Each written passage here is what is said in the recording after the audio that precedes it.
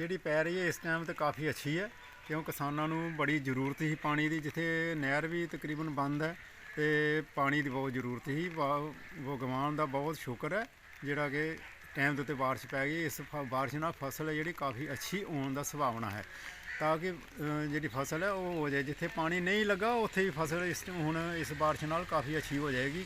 ਬਾਕੀ ਇਹ ਹੈ ਵੀ ਕਿਸਾਨਾਂ ਦੀ ਜਿਹੜੀ ਪਿਛਲਿਆ ਕੋਈ ਮੁਆਵਜ਼ਾ ਰਹਿੰਦਾ, ਕਾਫੀ ਕਿਸਾਨ ਨੇ ਜਿਹੜੇ ਬੋਲਦੇ ਨੇ ਕਿ ਉਹ ਸਾਨੂੰ ਮਿਲਿਆ ਹੀ ਕੁਛ ਨਹੀਂ ਅਜੇ ਤੱਕ, ਉਹਨਾਂ ਦਾ ਵੀ ਕੋਈ ਹੱਲ ਕਰੇ ਗੌਰਮੈਂਟ ਅੱਗੇ ਇਹੀ ਅਪੀਲ ਹੈ ਕਿਸਾਨਾਂ ਦੀ। ਕਿਸਾਨਾਂ ਵਿਚਾਰਿਆਂ ਕਿੱਥੇ ਜਾਣਾ, ਕੀ ਕਰਨਾ, ਕਿਹਦੇ ਕੋਲ ਅਪੀਲ ਕਰਨਗੇ ਜਾ ਕੇ।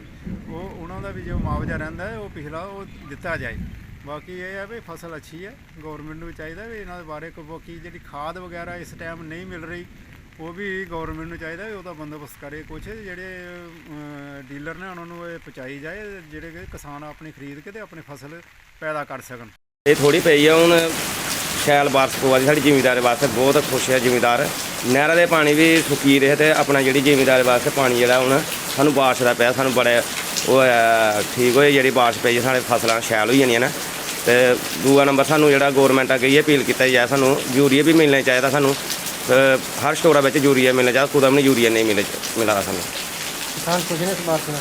ਸਾਡੇ ਕਿਸਾਨ ਇੰਨੇ ਖੁਸ਼ ਨੇ, ਭਲਾ ਇੰਨੀ ਬਾਰਿਸ਼ ਪਈ ਆ, ਫਸਲਾਂ ਵੀ ਹੁਣ ਸ਼ੈਲ ਹੋਈ ਜਾਂਦੀਆਂ ਨੇ, ਆਪਣੀਆਂ ਗੇਹੂੰ ਦੀ ਜਿਹੜੀ ਕਣਕ ਜਿਹੜੀ ਉਹ ਸ਼ੈਲ ਹੋਈ ਜਾਂਦੀ।